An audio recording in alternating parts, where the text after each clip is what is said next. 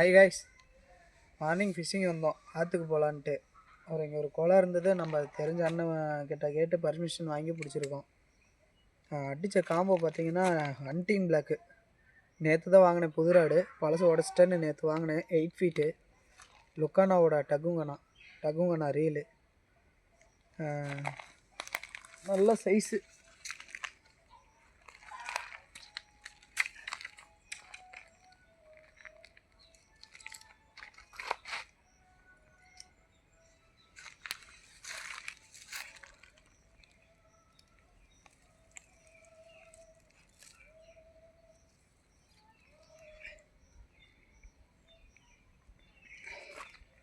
அடித்த ஃப்ராக் பார்த்தீங்கன்னா லுக்கானாவோட Komodo frock, பெரிய ஃப்ராகு கொமோடோ.